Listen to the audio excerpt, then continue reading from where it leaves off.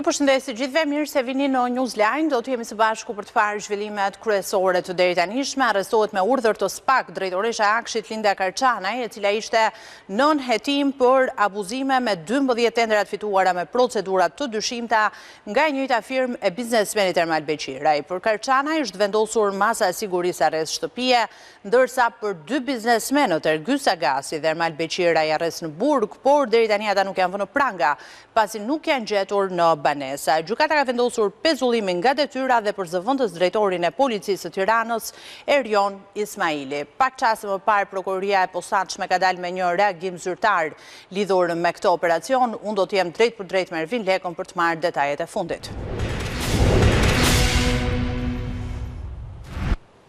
Ervin, të përshëndes, apo është publikuar edhe njoftimi zyrtar i prokurorisë posaçme për këtë operacion, cilat janë të rejat që ka bërë me dije SPAK? Në fakt, prokuroria e posaçme ka bërë të ditur edhe akuza që rëndojnë mbi këta 8 persona të cilët janë lëshuar masa sigurie për sa i përket shkeljes së barazisë në tendera, grupit të strukturuar kriminal, por edhe heqje e palishme e lirisë, pra pengmarrja si dhe pastrimi i produkteve të veprës penale dhe konkurrencë e palishme nëpërmjet dhunimit. Paktën sipas hetimeve të prokurorisë së posaçme, ky grup me në krye si duket Ergjys Agasin, Ermal Beqirin, por edhe drejtoreshën e Aksit Linda Karçanaj, paktën sipas hetimeve kanë marrë peng dhe kanë kërcënuar një biznesmen i cili po ashtu ka qenë në garë për disa tendera brenda Akshit, por si duket nga kjo gara i është tërhequr pas marrjes peng dhe dhunimit të tij dhe në këtë mënyrë është bërë favorizimi i kompanisë Soft & Solution të Ermal Beqirit për të përfituar këto tendera dhe si duket është konsumimi i kësaj vepre penale, shkeljes së barazisë në tendera. Për sa i përket Ergjys Agasit, i cili ka masën e sigurisë së arrestit në burg, prokuroria e posaçme me bën me dije se është një masë e pa ekzekutuar për shkak se policia por edhe agentët e byros kombëtare të hetimit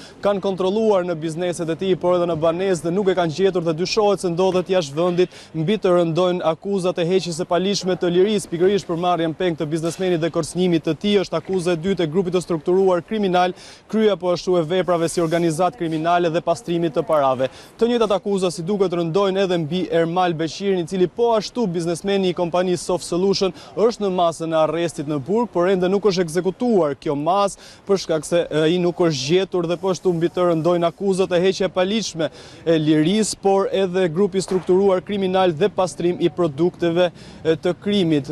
Për sa i përket masës sigurisë së arrestit në shtëpi për Linda Karçanaj, ajo masë pra është ekzekutuar dhe është vendosur në arrest shtëpiak, ndërsa mbi të rëndojnë akuzat e shkeljes së barazisë në tendera, grupi strukturuar kriminal dhe kryerje veprave penale si organizat kriminale. Ndërkohë për zëvendës drejtoreshën e Akshit po ashtu është vendosur masa arrestit në shtëpi e ekzekutuar, ndërsa për zëvendës drejtorin e policisë së Tiranës është pezullimi i ushtrimit të detyrës, por edhe një masë tjetër ndalimi i daljes jashtë shtetit, ku të paktën sipas prokurorisë së posaçme mbi të rëndojnë akuzat e konkurrencës së palishme nëpërmjet dhunës, grupi strukturuar kriminal dhe kryerje veprave penale si organizat kriminale. Pra janë 3 vepra që rëndojnë mbi zëvendës drejtorin e policisë së Tiranës, ndërsa caktimi i masës së ndalimit të jashtëvdaljes, pra jashtë vendit, janë për 3 biznesmen të tjerë, të cilët po ashtu nëpërmjet dyshimeve që kanë ngritur prokuroria e posaçme për të 3 këta biznesmen që janë në masën e sigurisë së ndalimit të daljes jashtë vendit, kanë lëshuar fatura fiktive pa punime të kryera dhe kjo pra ka qenë edhe skema e përdorur nga Ergjys Agasi, Ermal Beqiri, por edhe persona të tjerë që nëpërmjet kërcënimeve, pengmarrjes dhe dhunimit të një biznesmeni e kanë detyruar atë që të heqë dorë nga pjesëmarrja në tendera dhe në këtë mënyrë të gjithë tendrat të shkonin tek kompania e Ermal Beqirit Soft & Solution, e cila nëpërmjet lidhjeve që kishte, po ashtu i shkon edhe Ergjys Agasit nëpërmjet firmës së tij, por edhe bashkëpunimit me sa i përket edhe pjesës pra të bashkëpunimit që ata kanë pasur nëpërmjet 2 kompanive që merrnin tendrat e Akshit. Vazhdimisht Geron të Meçe, biznesmeni i cili dyshohet se është dhunuar dhe është marrë peng, paktën sipas dyshimeve të prokurorisë së posaçme, ka bërë vazhdimisht ankesa në komisionin e apelimeve ku jepen tenderat, por ato nuk janë marrë parasysh dhe vjen një moment disa muaj më parë ku ai është tërhequr nga të gjitha këto ankimime, ku dyshohet se është edhe koha dhe periudha ku ai është pra marrpeng dhe i është komunikuar pra kërcënimi nga ana e këtij grupi të strukturuar kriminal, dhe në këtë mënyrë pas tërheqjes së tij nga gjitha ankimet, i vetmi që ka përfituar ka qenë Soft and Solution i Ermal Beqiri. Për gjithë të skem, Linda Karçanaj ka qenë në dieni. Ervin, cilat janë ndryshimet që ka prokuroria e posaçme? Të paktën kjo rezulton edhe përsa i përket hetimeve të prokurorisë së posaçme, se ajo ka qenë në dieni, por edhe fakti se ajo duke qenë në krye të akshit dhe duke dhënë tenderat për Ermal Beqirin, prokuroria e posaçme ka rreth një vit që po heton nga prokurori i posaçëm Bledar Maksuti dhe mbi të sigurisht janë ngritur edhe akuzat, ajo e shkeljes së barazisë në tendera, por edhe më rënd akoma pra ajo grupi të strukturuar kriminal dhe kryerja e veprave penale nga organizata kriminale. Kjo do thotë që Mirlinda Karçana si drejtoresh e akshit ka qenë në dieni të këtyre ndodhive, të paktën sipas hetuesve dhe byros kombëtare të hetimit, se ka qenë në dieni pavarësisht pra të këtyre akuzave përsa i përket edhe dhunimit apo pengmarrjes, por edhe kërcënimeve të vazhdueshme që bëheshin në drejtim të Geron Meçës, por edhe personave të tjerë që aplikonin për të marrë dhe bëheshin pjesë e garës për të marrë tendera pranë akshit, por pavarësisht kësaj tendrat vijonin të shkonin tek e njëjta dorë. Ajo Ermal Beqiri që ishte lidhje e ndërthurur me atë të Ergyes Agasit me kompani edhe A Soft Solution. Faleminderit Ervin Leka për raportimin, patjetër për çdo të re do të kemi mundësi të rilidhemi në vijim, punë të mbarë. Unë do të vjoj të diskutoj për të njëjtën çështje, do të përpiqemi të kuptoj më shumë nga kjo skem, po njëherë është edhe nga ky aksion i ndërmarrë ditën e sotme nga prokuroria e posaçme. Me mua në studio është Etleva Delia, autore e emisionit Gjërat Tona në ABC News. Përshëndetje, faleminderit Etleva që je me mua.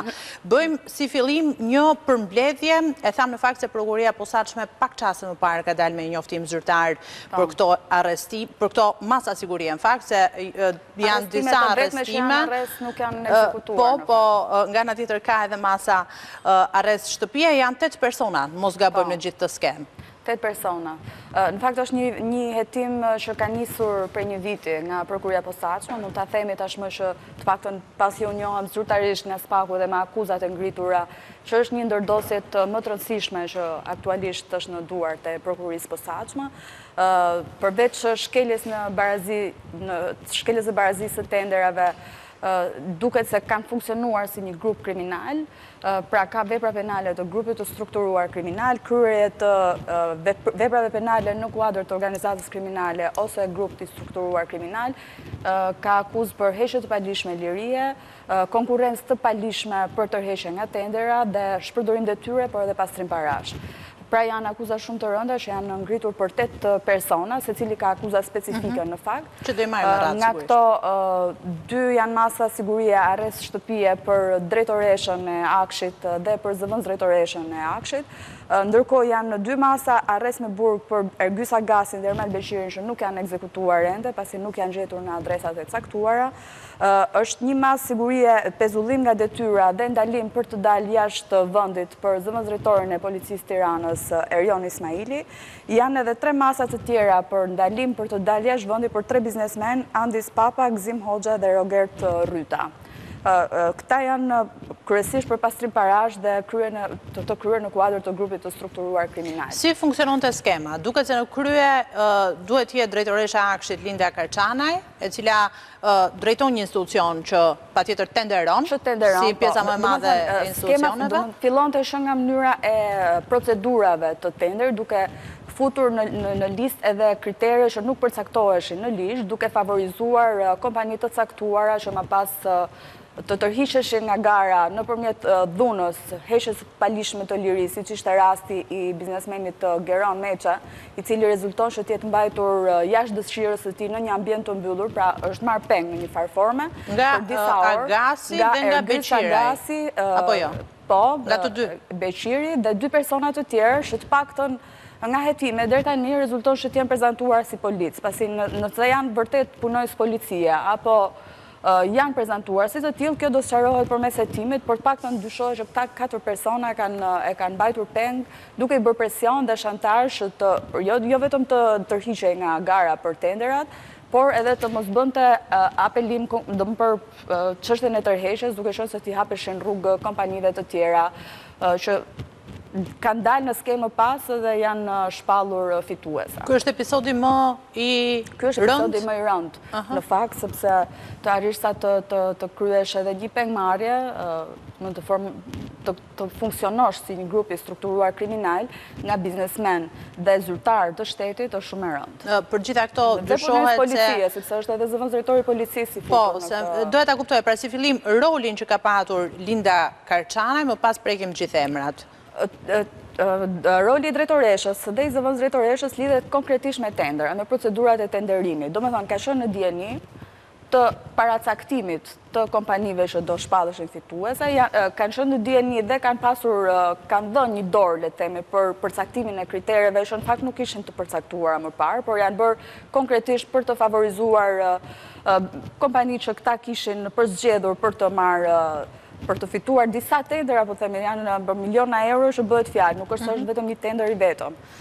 Për këtë çështje, prej disa ditësh janë pyetur të paktën 25 zyrtar të Akshi që janë marrë në pyetje në lidhje me gjithë procedurat e tenderimit dhe çfarë kishin ndjenjë. Për më tepër, për gjatë kësaj kohe që kanë nisur hetimet, në kuadër të kësaj dosje, janë sekuestruar celular, sekuestruar dokumentacioni plot dhe shumë aparaturë dhe provat të tjera që tashmë janë në duar të SPAK që kanë provuar akuzat dhe ka shërbyer për ngritjen e akuzave ndaj këtyre 8 personave. Tani, akuza për kryerjen e veprës penale për drejtoreshën e Akshit të shkelje barazisë së pjesëmarrjes në tender apo ankande publike kryen formën e veçantë bashkëpunimit atë të grupit të strukturuar kriminal dhe grupi strukturuar kriminal, kryerje veprave penale dhe organizat kriminale dhe grupi strukturuar kriminal. Çka do thotë se ajo ka qenë dieni edhe të këtyre episodeve të pengmarrjes dhe diçka tjetër? Përderisa është një akuzë e tillë, domethënë se këta kanë vepruar si një grup i strukturuar, pra kanë qenë në dieni.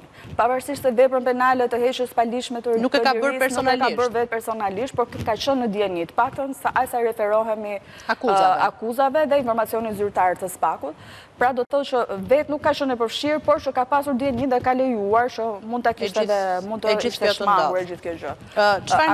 Akuzat më të rënda deri tani janë për Gyes Agasin dhe Ermal Beshirin, por ndërkohë nuk përjashtohet edhe drejtoresha dhe zëvendësdrejtoresha e Akshit, të cilat të paktën më sa po na rezulton, kanë pasur dieni edhe për këto mënyrat dhe format për të bërë presion biznesmenve dhe të hishin dorë nga tendera. Që mos të merrnin pjesë fare edhe në konkurimin për tendera. Roli i zëvendësdrejtorit policisë Tiranës, cili është?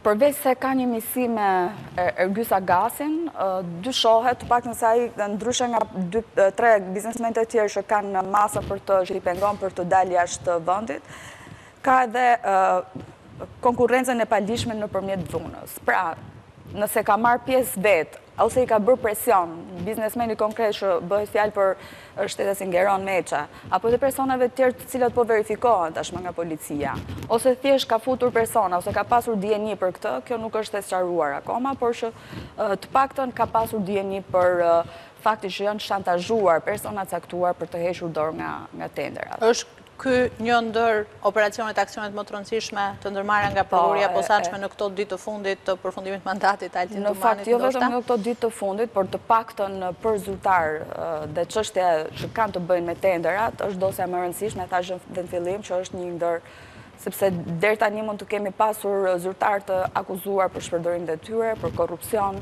për shkelje barazisë në tendera, por në asnjë rast që të kemë vepruar si grupi strukturuar kriminal. Pra është niveli më i lartë deri tani të paktën për zyrtarët që janë marrë të pandehur nga SPAK. Është operacion i suksesshëm për SPAK-un, po a mund të konsiderohet i tillë për ekzekutimin e masave të sigurisë? Tani përveç 2 masa, siç e thashë në fillim, 2 masa që ishin në arrest me burg nuk u arrit të ekzekutoheshin. Nëse ka pas rrjedhje informacioni, apo këto kanë ndodhur sepse ata kanë qenë dieni për faktin që do kishin këtë fat dhe kanë arritur të largohen me kohë, apo janë informuar nga struktura të ndryshme, për shkak të njohës që ata kishin policinë e shtetit, pasi një ndër miqtë e tyre që ka bashkëpunuar me ta është numri 2 i policisë Tiranës, kështu që besoj nuk është ndonjë çudi edhe dekonspirimi në aspekt logjik, mund të themi. Sigurisht. Po gjithsesi është i suksesshëm para shkosa është arritur të dokumentohet dhe të zbulohet një grup 8 persona që kanë vepruar si grupi strukturuar kriminal. Dhe kanë kryer veprime në kuadër të grupit strukturuar kriminal. Mendohet se mund të vijojë si operacion apo mund të themi që është një dosje e kopsitur? Të paktën deri tani dosja është e kopsitur, por se çfarë do dali në skenë, se sigurisht kjo mund të jetë vetëm maja, mund të ketë të tjera tentakula që mund të shtrihen në institucione të tjera apo në bizneset të tjera që mund të kenë vepruar, ndoshta edhe vetë në policinë e shtetit. Unë të falenderoj shumë Metleva, faleminderit që isha me mua, faleminderit për gjitha informacionet që ndave drejt për drejt me ne për këtë zhvillim në fakt të orëve të fundit që duket se është në vijim. Faleminderit, punë të mbarë. Faleminderit. Ne do të ndalemi tani me të tjera zhvillime, do të ndalemi konkretisht tek sondazhi zëri shqiptarëve i cili u publikua dje në ABC News që u përqendrua në fakt konkretisht tek drejtësia dhe institucionet e saj, duket se Altin Dumani goditi më shumë qeverinë dhe nuk veproi ndaj dosjeve të vjetra të demokratëve dhe të Berishës. Ky sondazh në ABC News tregon se vetëm gjysma të anketuarve shohin këtë periudhë si pozitive. Sondazhi nxjerr një pritshmëri të lartë shqiptarëve për Klodian Brahon ende pa hyrë në zyrë. Altin Dumani goditi qeverinë, jo opozitën, ndërsa shqiptarët kanë më shumë pritshmëri për drejtuesin e ri të SPAK se sa të vjetrin. Sondazhi i zërit të shqiptarëve në ABC News nxjerr se shqiptarët janë të dyzuar për drejtimin 3 vjeçar të Altin Dumanit në krye të SPAK. 52.7% dhe shqiptarëve e konsiderojnë pozitive, kurse pjesa tjetër nga 47.3%. 30% thonë negative dhe 17.3% ka një mendim të përzier, mes pozitives e negatives. Por çfarë bëri Dumani në 3 vite? Sipas shqiptarëve, Dumani goditim tepër eksponent të mazhorancës se sa të opozitës. 55.3% e shqiptarëve mendojnë se drejtuesin largimi SPAK kishte si objektiv qeverinë, kurse vetëm 19.4% opozitën. Shqiptarët konfirmojnë statistikat e deritanishme, ndërsa rrëzojnë pretendimet e Sali Berishës se SPAK është një armë gjau ndaj opozitës. Por për atë që Dumani mendon se meriton një medalje ari, luftën ndaj krimit të organizuar, shqiptarët nuk e japin meritat vet atij. 30.2% e tyre mendojnë se goditja e krimit të organizuar nga SPAK në 3 vitet e fundit është merit e shërbimeve të huaja. 30.1% e vetë iniciativave të Dumanit, kurse një pjesë edhe më e madhe se ta, 39.7% kanë një mendim të dyzuar. Por si e kanë parë shqiptarët zgjedhjen e pasuesit të Dumanit, drejtuesin e ri Klodian Brao? Në shumicë dërmuese, 85% e shqiptarëve besojnë se Brao nuk është i kapur nga Rama apo nga Berisha, por nga ndërkombëtarët. Vetëm 11.3% mendojnë se diplomatët nuk ndikuan tek zgjedhja e Brahos. Ajo që bie në sy është se ende pa hyrë në zyrë, shqiptarët kanë më shumë pritshmëri nga Brao se sa nga puna e Dumanit në 3 vite. 60.2% besojnë se me Klodian Braun SPAK do të ketë sukses, ndërsa 52.7% besuan se Dumani pati sukses. Unë do të diskutoj tani më gjërësisht e këtë dhënat e publikuara dje nga sondazhi zëri i shqiptarëve. Me mua në studio është gazetari Artur Nura. Përshëndetje, faleminderit zoti Nura që bashkoheni me ne. Në një komunikim të drejtë për drejtë do të jetë avokat Arber Hoxha.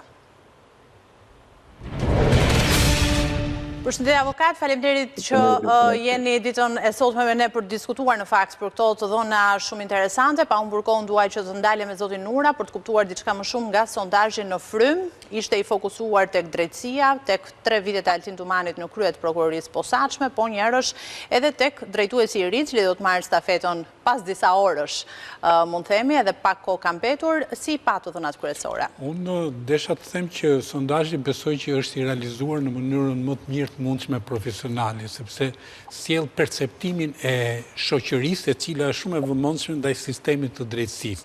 Sistemi i drejtësisë, e kemi thënë në vazhdimsi tashmë, është në thonjze, nuk harroj ta them, partia më e votuar, rezulton të jetë e tillë. Megjithatë, kur themi partia më e votuar, nuk flasim për parti, po flasim edhe për opinione partijake të qytetarëve.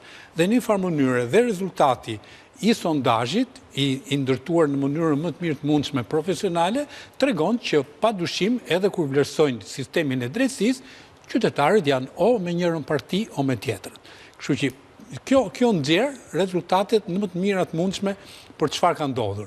Sigurisht nuk bëhet fjalë për mënyra simpliciste të qytetarëve, sepse sondazhi ndërtohet në atë mënyrë për të kuptuar perceptimin e dur të qytetarëve.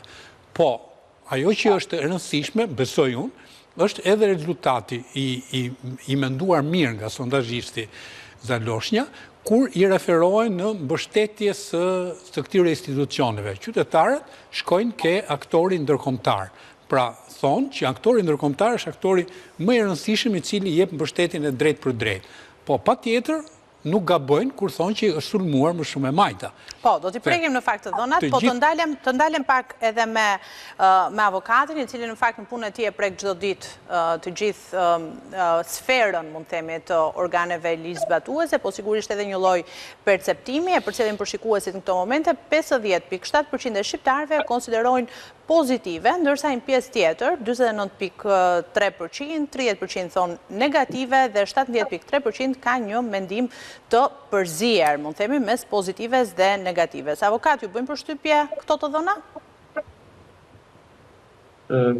Kjo është një perceptim publik që duhet të thënë, sigurisht që në raport me të gjithë të vërtetën, sigurisht që çdo qenie njerëzore, patjetër që përpiqet që të bëjmë më të mirë, por nëse do ta krahasojmë me perfekten, mund që të bëjmë gabime, por sigurisht që duhet krahasuar me realitetin shqiptar dhe se si ka qenë dhe se si është prokuroria e posaçme dhe se si ka mundësi edhe të shkojmë më përpara.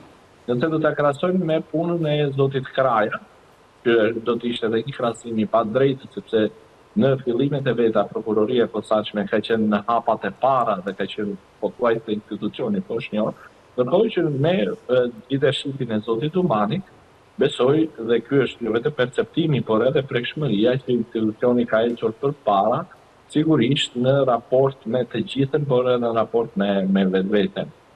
Patjetër ka pasur drejtijet e veta për shkakjet e të masave të sigurimit, të cilët e thuan jo vetëm institucione shqiptare, por edhe Amnesty International, apo edhe Komiteti Shqiptar i Helsinkit, Avokati i Popullit, apo edhe ky është perceptimi i faktorëve dhe aktorëve të cilët janë në sistemin e drejtësisë, masat e sigurimit, me sa duket, është abuzuar me masat e sigurimit arrest në burg. Dhe besoj që në leadershipin e zotit Braha, ashtu siç e tekut ai vetë, por edhe ne kemi pasur mundësinë bashkë në studio Rovena ta komentojmë ditën që ai u zgjodh, është një pjesë e platformës së tij dhe besoj që do të ndryshojë qëndrimi i prokurorisë dhe qasja i prokurorisë posaçme në raport jo vetëm me masat e sigurimit, të cilët nuk duhet tepruar vetëm për arrest me burg, por sigurisht edhe në raportin e provave dhe të provëshmërisë. Ndonjëherë dhe sidomos për grupet e strukturuara kriminale apo edhe për veprat penale për të cilat ata kanë kryer në kuadër të grupit, sigurisht që prova kryesore ka qenë skaj dhe pak prova të tjera kanë qenë komplementare apo mbështetëse.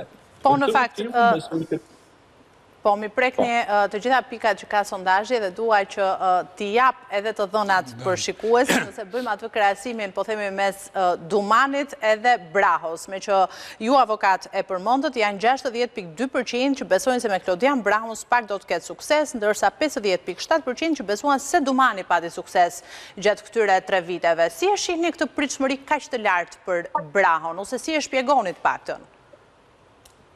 Sigurisht duke qenë se është një prokuror i cili është prokuror karriere, vjen nga radhët e magjistratëve, por jo domosdoshmërisht se vjen nga radhët e magjistratëve dhe sigurisht që është një kriter i posaçëm. Të shkëmbehemi, sepse po e referohemi perceptimit të qytetarëve. Dhe nuk besoj, unë personalisht, qytetarët kanë të dhëna për karrierën e kryetarit të zgjedhur, po themi të SPAK-ut, drejtuesit të ri. Po kanë perceptime, punojnë me perceptime qytetarët. Qofse do flasim për avokatërit, për juristët, sigurisht ata kanë referencat tilla. Pra të lexojmë, them unë, të lexojmë më perceptimin qytetar dhe mund të them perceptimi është më pozitiv për drejtuesin e ri për shkak të performancës që pati ai në gjithë në prezantimin para KLP-s. Por këta një të vërtet madhe që unë nuk e kam dëgjuar këtë tjerë. Unë punoj me Italinë. Më është dashur të punoj edhe me drejtues të antimafjas.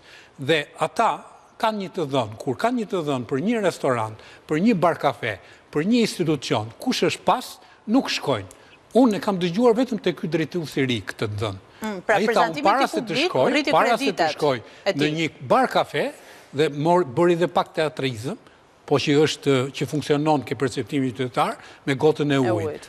Kështu që ai dha një të dhënë perëndimore, dha një të dhënë, ata nuk shkojnë kur në një bar kafe, e kanë standard dhe disa ambasada këtu, jo të gjitha, dhe pse të mos e bëj këtë standard edhe institucioni i drejtësisë, institucioni i drejtësisë. Këtë po e ofron drejtuesi i ri. Edhe ndaj përqindja është e tillë, pra 60.2% unë besoj që një nga 50.7%. perceptimet sjell këtë gjë. Okej, po Arber? Unë besoj së pari, duke qenë se prokuroria e posaçme është në dritën e projektorëve të gjithë medias, opinionit publik dhe interesit publik, pjesa dërmuese e shqiptarëve, edhe nëse nuk e njihnin zotin Brau deri ditën që shpalli kandidaturën, është thënë dhe është thënë aq shumë me zë të fortë, dhe besoj që pjesa dërmuese e shqiptarëve nuk e dinë se ku kanë përfunduar studimet babaj apo në natyre, po e dinë arsimimin e zotit Brau. Patjetër që unë besoj që prezantimin që ai pati në Këshillin e Lartë të Prokurorisë ishte ndër më cilësorë, por nuk ishte decizivi që u bind Këshilli i Lartë i Prokurorisë për të vendosur për zotin Brau, se nuk ishim para një performance të X Factor apo gjëra të tjera. Do të ishte naive nga ana ime ta mendoja një gjë të tillë. Ashtu siç është thënë me pa të drejtë që solli gotën e ujit me vete. Ai e solli gotën, po nuk kishte gotë, pra nuk është se kishte një gotë për qelqit, ai e zvendçoi me atë. Ishte edhe të pinte ujin në bidon, e cila është mungesë edukate në gjithë Bashkimin Evropian, zori një gotë plastike dhe po pi ujë. Mirë, show tha edhe Nura, edhe në fakt show më keni thënë edhe ju unë besoj që ka një person PR-i të zotin nga pas, sipas mendimit tim. Tash ishte gjetje, jo show. Në show dhe gjetje janë dy gjëra krejt të ndryshme, dhe është krejt normale në një lokal ku shkon pi një kafe dhe cilën bidon e ujit, pjesa dërmuese e njerëzve të qytetruar kërkojnë një gotë. Dhe kjo është krejt normale. Pra ai nuk do pinte ujë, po bëjmë diçka që po persiatemi për gjëra pa lidhje. Okej, mirë. Ajo që është pritshmëria dhe e juristëve dhe pjesës dërmuese, pra që duhet të thënë është pritshmëria e pjesës dërmuese të njerëzve të cilët kanë kontakt në punën e tyre të përditshme me prokurorinë e posaçme, sesa pritshmëria e qytetarëve. Pritshmëria dhe perceptimi i qytetarëve mund të jetë i lartë apo mund të jetë i ulët, por perceptimi dhe pritshmëritë e njerëzve të ligjit që punojnë dhe kanë një urime të thelluara, besoj që është më e rëndësishme se sa pritshmëritë e qytetarëve. Megjithatë, vlen theksohet edhe mund të prekim edhe të dhëna të tjera që kanë nxjerrë sondazhi, një nga pikat më të nxehta, edhe sigurisht më të rëndësishme, lidhet me një lloj perceptimi që thotë se Altin Dumani goditi më tepër eksponent mazhorancës se sa të opozitës, dhe kjo ndarje është 55.3% e shqiptarëve që mendojnë se drejtuesi i largimit SPAK kishte si objektiv qeverin, ndërsa 19.4% opozitën. Këto patjetër janë të dhëna që do duhet i diskutojmë. Fillimisht dua të ndalem me zotin Nura për ta kuptuar. Janë të dhëna realiste, paktën kush e lexon politikën e ditës, e shef qartë që edhe lajmi që ju sa po filluat edicionin, duke përgëzuar për punën, duke prezumuar pafajësinë e gjithë cilit nga të akuzuarit, po pa dyshim tregon një punë serioze të institucioneve drejtësi dhe duhen komplimentuar. Por nuk ka filluar tash i korrupsioni, dhe korrupsioni është i vjetër. Qytetari votojnë në 2013 për shkak një korrupsioni masiv, për shkak një korrupsioni dhe sigurisht edhe sot duhen në qofse këto në ndërtuam një sistem të ri të drejtësisë dhe me vullnet të palëkundur, me 140 vota filloj themeli i këtij sistemi, sot ka ardhur momenti që duhet, po themi, sepse sistemi i drejtësisë funksionon në bazë ligjit. Ligjin e bën legjislatori, e bëjnë deputetët, e bëjnë partitë politike. Dhe me sa duket, ka nevojë për një reformë në këtë sistemin e drejtësisë për ndërtuar dhe sistemin e check and balance që të jetë sa më funksional. Sepse problematikat kanë dalë, tashmë problematikat po marrin zgjidhje po në sistemin e drejtësisë, kur disa përfaqësues të sistemit drejtësisë i japin vetes të drejtë të kalojnë kompetenca të cilat janë kushtetuese dhe i përkasin një shkallë tjetër të pushtetit. Kështu që të gjitha këto nuk i vë faj sistemit drejtësisë. Faj është atyre që kanë ndërtuar legjislativin e sistemit drejtësisë, që nuk e kanë bërë të përsosur dhe duhet ta përsosin, sepse ai funksionon në bazë ligjit. Ligji duket që ka mangësi dhe i jep kompetenca një gjykatësi apo një prokurori më të mëdha se sa një legjislatori. Pra, bie mbi sovranin. Unë interpretoj politikisht e jo juridikisht. Do shta juridikisht mund të bëj avokat. Do të ndalem me njëherë me Arbrin për të marrë një koment për këto të dhëna. 55.3% e shqiptarëve mendojnë se është goditur më së shumti mazhoranca, ndërsa 19.4% opozita. Po, Arbër? Por kjo nuk është vetëm perceptim, kjo është fakt. Dhe faktet janë konforta, por sigurisht në punën e prokurorisë posaçme, së pari është korrupsioni aktual, dhe së dyti është korrupsioni apo krime shtetërore, të cilat kanë ndodhur këtu edhe 10 apo 12 apo edhe 15 vite të shkuara. Në dyert e prokurorisë posaçme është çështja e 21 janarit, i cilësuar nga Gjykata Europiane e Drejtave të Njeriut si një krim shtetëror, është vrasja e të njerive e cili nuk është zbardhur dhe duhet që të zbardhet. Është në dyert e prokurorisë posaçme, por më tepër të gjykatës posaçme, është çështja e Gërdecit dhe shpërdorimit të detyrës me pasojë katastrofike, humbjen e 26 jetëve të qytetarëve shqiptarë dhe dhjetra të tjerë të plagosur lehtë apo rënd sipas rastit. Pra, të gjitha këto janë detyrime të cilat e ngarkon kushtetuta, ligji procedural penal dhe ligji organik, prokurorinë e posaçme dhe gjykatën e posaçme. Dhe ky perceptim, pra për të dhënë pyetje një përgjigje, nuk është vetëm një perceptim, por është një fakt dhe fakti është i tillë dhe nuk ke çfarë të bësh. Ndalemi pak edhe te krimi organizuar.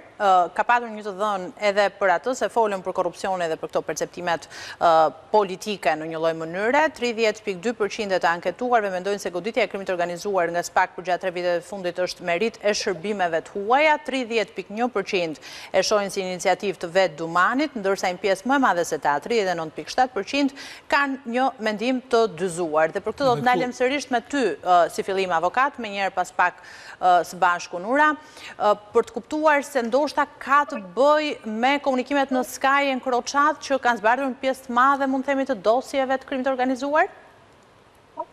Do të thënë që pjesa dërmuese e procedimeve të cilat lidhen me krimin e organizuar, ose një pjesë e tyre e konsiderueshme mbase jo dërmuese, lidhen pikërisht me ato të quajturat Sky ECC, encrochat dhe Matrix. Por sigurisht janë jo vetëm to, është bërë një punë kolosale dhe për të përgëzuar në raport me dërgimin e letërporosive, administrimin e tyre dhe gjithë të tjera.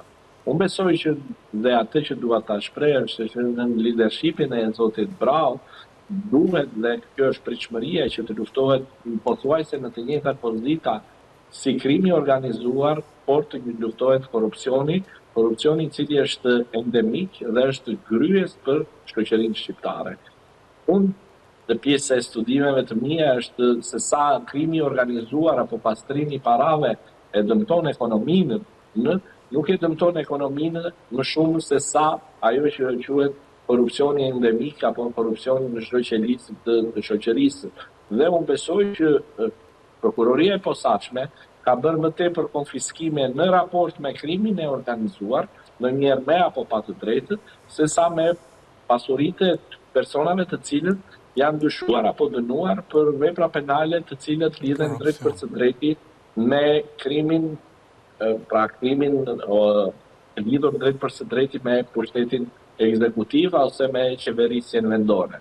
Pra unë do të isha më i kënaqur që Prokuroria e posaçme të kthejë qytetarëve shqiptarë paratë që pretendohet që janë vjedhur, se sa t'i dënojnë me dënime 10, 12 apo 15 vite për shpërdorim të tyre, korrupsion pasiv apo shkeljet barazisë në tendera dhe gjithë. Mirë, do të mbetet për të parë se si do të procedohet gjatë udhëheqjes së Brahos, po? Janë paratë. Edhe ajo patjetër.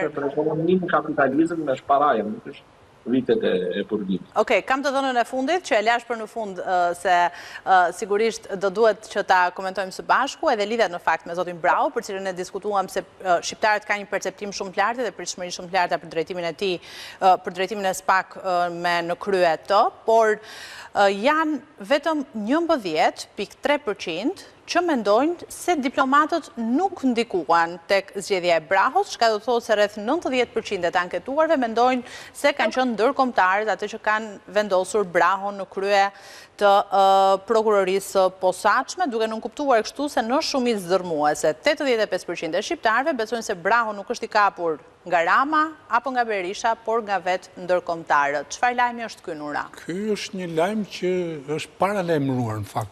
Kush ditë lexoi racionalisht, zoti Dumani në gjitha takimet zyrtare që bënte në institucionin e tij, nuk haronte kurrë të ndalonte në zyrën e pasardhësit. Pra, është sipas meje një vullnet për të vazhduar rrugën e Dumanit në një formë të re dhe sigurisht me një stat të ri, sepse jo rastësisht edhe avokati ju referua 3 stadeve të zhvillimit të sistemit drejtësisë. Kështu që me një stat të ri dhe që janë ndërkombëtarët edhe në pyetjen që i bëhet avokatit, edhe ky është fakt. Sepse të gjitha të dhënat për të gjitha proceset që po vinë nga partnerët europian, vinë nga sistemi i tyre inteligjencës. Ne kanë ardhur gati, çfarë kanë bërë, kanë përkthyer edhe kanë adoptuar çfarë kanë zbuluar aty. Pra SPAK-u në një farë mënyrë, sigurisht edhe letër porosit, po që janë sekondare, nuk janë primare. Primare kur të vjen fakti. Pra kanë marrë faktin, e kanë përkthyer, ja kanë ofruar partnerë ndërkombëtar dhe është një hap përpara me Bashkimin Evropian kjo, sepse këto gjëra do bëhen në mënyrë më shpejt kur ne të jemi në Bashkimin Evropian. Do funksionojë edhe sistemi i drejtësisë në mënyrë më kolektive për të marrë informacion më shpejt, për të shkëmbyer informacion, për të marrë vendime më të shpejta, për të mos i lënë kohë krimit të vetë organizohet. Për të gjitha këto janë një sëri masash që sigurisht tregojnë që në këtë stat zoti Braho do ketë një punë më cilësore dhe ndërkombëtarët janë aktorët më të rëndësishëm në një vend siç është ky joni, shoqërinë në zhvillim, demokracinë në zhvillim, edhe padyshim kemi nevojë për më të zhvilluarit. Është e qartë. Arbër, e mbyllim së bashku me qasjen që ti ke, se ndërkombëtarët në fakt kanë patur edhe kontributin kryesor në ndërtimin e prokurorisë posaçme dhe ndoshta është e drejtë apo jo, që e vendosin ata kreun e ri. Relativisht. Patjetër që po, duke qenë se prokuroria e posaçme dhe gjykata e posaçme, por edhe reforma në drejtësi, janë një investim i Shteteve të Bashkuara të Amerikës dhe Bashkimit Evropian, është krejt normale, krejt e natyrshme dhe plotësisht ligjore, që dikush të kujdeset për investimin e tij aq më tepër në kapitalizëm apo në demokraci qoftë edhe jo funksionale si të Shqipërisë.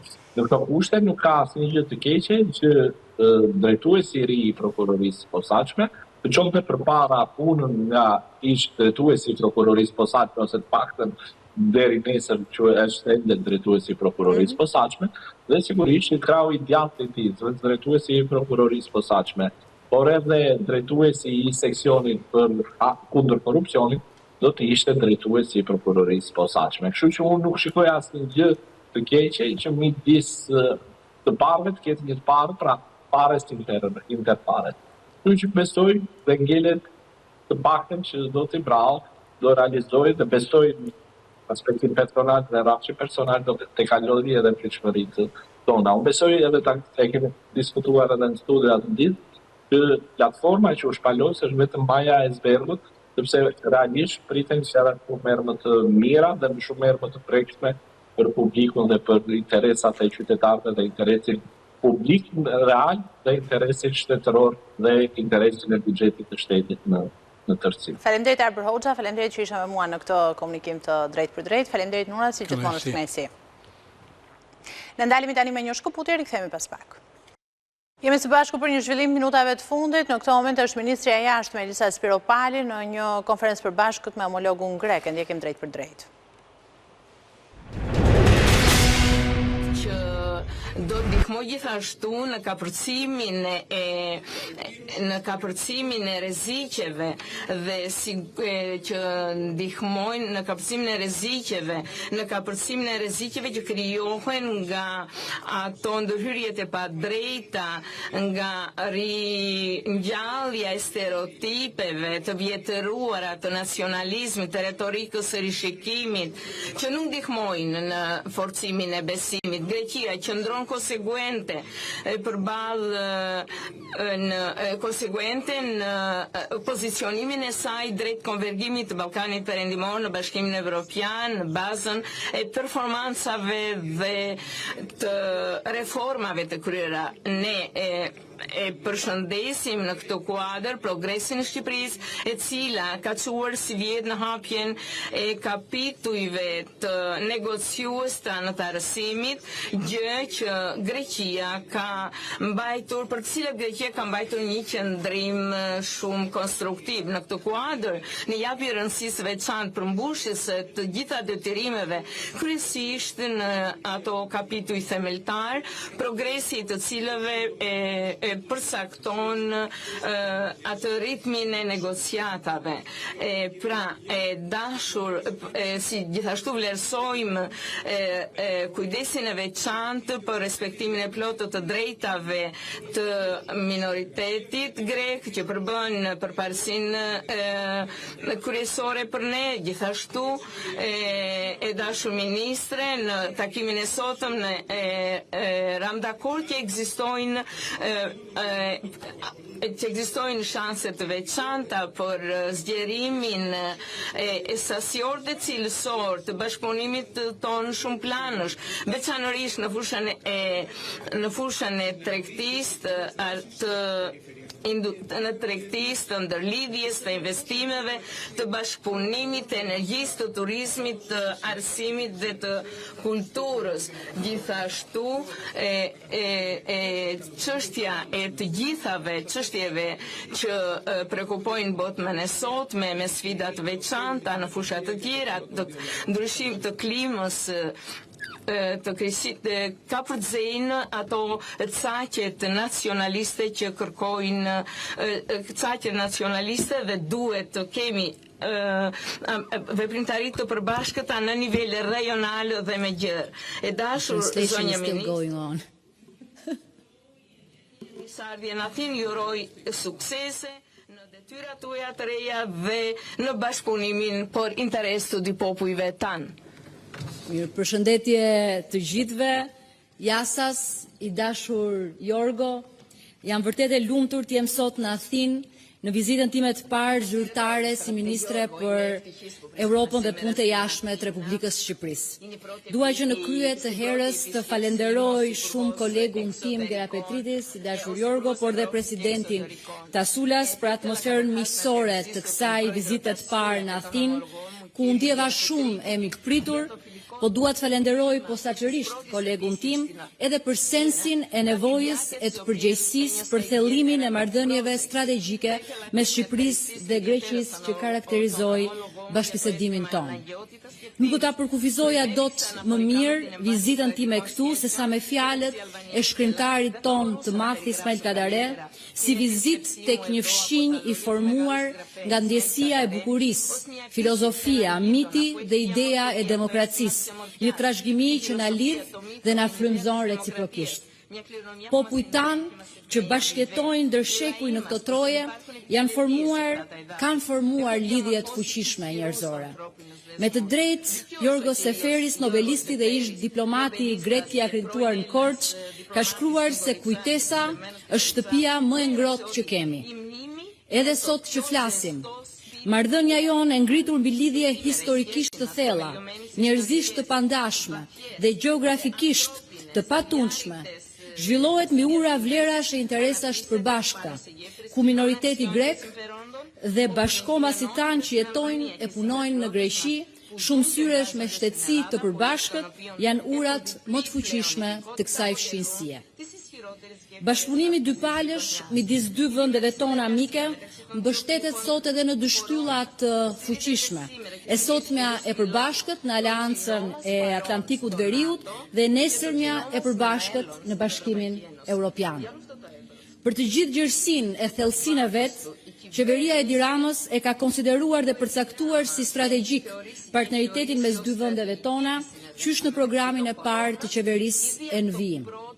Objektivi ynë kombëtar dhe shoqëror, kushtetues dhe shpirtëror, pjesë e identitetit ton kombëtar, integrimi evropian, nënkupton mbylljen e grup kapitujve të negociatave deri në vitin 2027, një sfidë e madhe, por e realizueshme dhe e dakordsuar, mirënjohje për mbështetjen e vazhdueshme dhe vendimtare të Greqisë në këtë proces, mbështetje që ka qenë dhe do të mbetet shumë e rëndësishme për ne. Me presidentin dhe ministrin, mikun tim, mora rikonfirmimin për vazhdimsinë e kësaj mbështetje, siç u tha dhe këtu, deri në përfundimin e bisedimeve teknike të antarësimit të Shqipërisë, që përkon edhe me presidencën e ardhshme të Greqisë në Bashkimin Evropian në gjysmën e dytë të vitit 2027. Ndaj ndërkohë, ne duam të thellojmë dialogun, bashkëpunimin dhe shkëmbimin e ekspertizës teknike në përgatitje për një presidencë sa më produktive në raport me rajonin ton, ku Greqia në krye të BE-s do të jetë, si të thuash, the adult in the room për Ballkanin Perëndimor. Ne presim që Greqia ta përdorë peshën e saj politike për të avancuar idenë e një hapësire të përbashkët europiane, ku rajoni të trajtohet si një tërësi strategjike në respekt edhe të meritave të gjithë secilit vend. Greqia si fuqi rajonale ekonomike mbetet një partner shumë i rëndësishëm për Shqipërinë. Treguesit e tregtisë dhe investimeve vendosin Greqisë në krye të listës së partnerëve tanë kryesor, por ne jemi më të gatshëm për këtë bashkëpunim dhe për ta çuar në një nivel tjetër. Shqipëria është vendi ideal për ndërmarrjet e vogla dhe të mesme greke, por edhe të mëdha, ndaj një klim miqësore, mikpritse, lehtësuese, me burime njerëzore që mirëkuptohen në gjuhë, në kulturë, në traditë, ne duhet kemi ambicien e përbashkët që te kalojmë rregullisht vitin më të mirë të investimeve në vendin tonë, edhe në importet, edhe në eksportet e përbashkëta. Kemi potencial të madh ende të pashfrytzuar për zgjerimin e bashkëpunimit ekonomik dhe tregtar në të gjitha fushat. Edhe sot në takimin me përfaqësues të në takimin me përfaqësues biznesit grek, do të bëj thirrje si nga kjo foltore për rritjen e investimeve direkte në Shqipëri, si dhe për të thelluar dhe diversifikuar bashkëpunimin ekonomik. Edhe nga takimet e sotme, më përforcohet bindja se ky potencial miqësie krijon momentin e duhur për të trajtuar të gjitha çështjet e ashtu quajtura të mbetura, si dhe ato aktuale, në mënyrë që të hapim sa më shpejt një kapitull të ri, duke parë përfundimisht të shkuarën tonë me sytë e së ardhmes së përbashkët. Në këtë drejtim, ne duhet të nxitim komunikimin me shoqërive tona, mjediseve akademike, grupeve të interesit, organizatave profesionale, njerëzve, studentëve edhe shkëmbimeve njerëzore që qëndrojnë në themel të marrëdhënies tonë. Duke qenë partner në NATO, të lidhur nga një traktat miqësie dhe me perspektivë përbashkët europiane, Shqipëria mbështet përfundimin sa më parë të çdo lloji reference ligjore atavike nga lufta e dytë botërore me pasoja në marrëdhëniet aktuale, e cila nuk pasqyron realitetin e marrëdhënieve tona si aleat dhe si miq, dhe dua ta falenderoj posaçërisht Ministrin Gera Petritis për leadershipin e tij dhe për vizionin që ka për të krijuar një marrëdhënie me syt nga e ardhmja dhe duke i lënë pas narrativat e së shkuarës. Ky hap do të forconte më tej bashkëpunimin dhe vizionin ton të përbashkët europian, aspektet historike, ligjore dhe pronësore të qytetarëve dhe subjekteve shqiptare në Greqi u trajtuan hapur në kuadër të dialogut konstruktiv dhe bashkëpunimit dypalësh. Palët theksuan rëndësinë e një qasje graduale dhe realiste në përputhje me kuadrin ligjor përkatës dhe me frymën europiane, me qëllim forcimin e besimit reciprok dhe zhvillimin e mëtejshëm të marrëdhënieve miqësore mes dy vendeve. Shqipëria mbetet po ashtu e përkushtuar për zgjidhjen e çështjeve të lidhura me kufirin, përfshirë dhe delimitimin e hapësirave detare në përputhje me të drejtën ndërkombëtare dhe parimet e marrëdhënieve të fshintësisë së mirë, ku palët janë plotësisht të hapura për dialog konstruktiv. Ne do të vijojmë të udhëhiqemi nga vlerat thelbësore të Bashkimit Evropian, nga respekti për normat e të drejtës ndërkombëtare, për zgjidhjet paqësore të mosmarrveshjeve dhe promovimin e stabilitetit në rajon. Ne do ta çmonim shumë vazhdimin e negociatave teknike për marrëveshjen bilaterale për mbrojtjen sociale. Kjo marrëveshje përbën një hap të rëndësishëm përpara në mbrojtjen e të drejtave të sigurimeve shoqërore dhe në garantimin e trajtimit të barabartë për punëtorët dhe personat e vetpunësuar, si për shqiptarët në Greqi apo qytetarët grek që punojnë në Shqipëri. Një shembull pozitiv dhe inkurajues është përvoja e suksesshme me firmosjen e marrëveshjeve të ngjashme me shumë vende partnere të Bashkimit Evropian, përfshirë Italinë në vitin 2024 apo dhe vende të tjera. Vlerësova dhe falenderova kolegun Gera Petritis, mikun tim, për gatishmërinë e palës greke për të mbështetur edhe lehtësuar hapjen e klasave të mësimit plotësues të gjuhës shqipe dhe kulturës shqipe, ashtu si edhe Shqipëria merr angazhim për të njëjtën gjë, duke qenë se kultura dhe gjuha greke në Shqipëri janë posaçërisht të vlerësuara dhe sigurisht ky lloj reciprociteti vetëm garanton bashkëpunim më të mirë mes vendeve tona. Integrimi sa më i plotë i shqiptarëve në jetën shoqërore dhe ekonomike të Greqisë. Ata janë qytetar besnik dhe kontribues të këtij vendi. Greqinë e kanë atë dhe të dytë dhe ky integrim do ndihmojë edhe nga përshpejtimi apo standardizimi i procedurave burokratike për pajisjet me kartat e lejes së qëndrimit për aplikuesit shqiptar sipas modelit evropian. Po ashtu diskutuam edhe për të drejtat e minoritetit grek në Shqipëri, duke riafirmuar angazhimin e qeverisë shqiptare për zbatimin e plot të ligjit për pakicat kombëtare. Miratimi i të gjitha akteve në ligjore plot 12 përfshirë 3 të fundit të aprovuar në dhjetor 2024 i hapin rrugën zbatimit të tij të plot.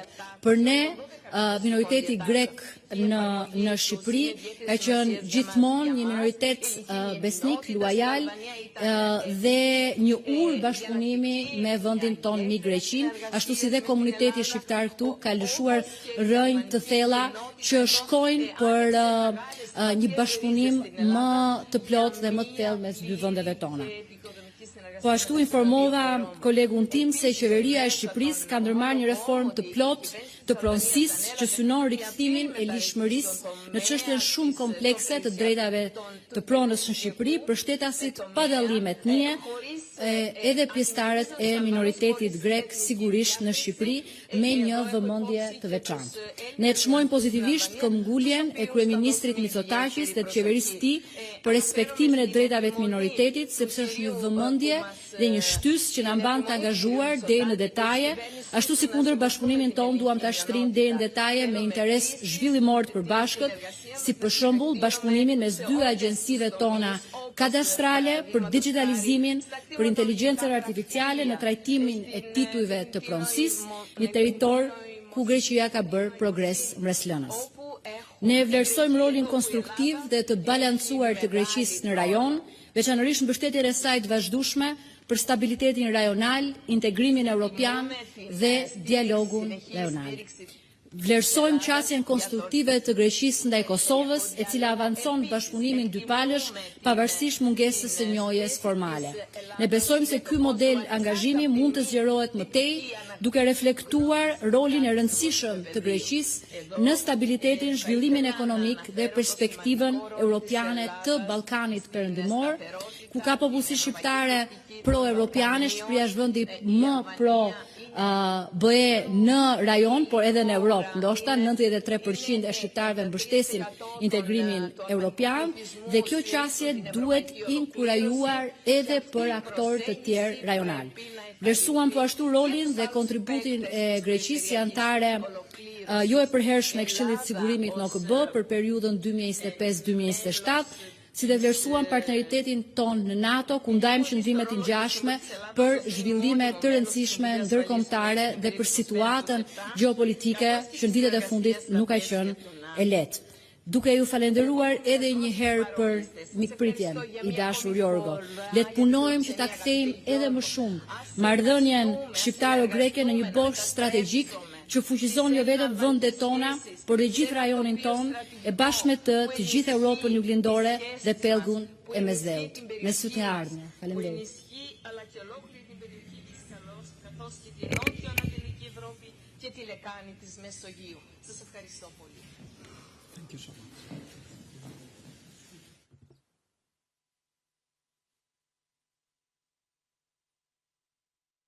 Ishte Ministrja për Europën dhe punët e jashtme Elisa Spiropali në konferencën e përbashkët për mediat bashku me homologun e saj grek, nëse ka që kemi vëritur në fund të Newsline për ditën e sotme, unë duat ju kujtoj si çdo ditë faqen tonë zyrtare abcnews.al ku ju mund të na ndiqni për zhvillimet e fundit, njërë është drejt për drejt në valët e radios 105 FM.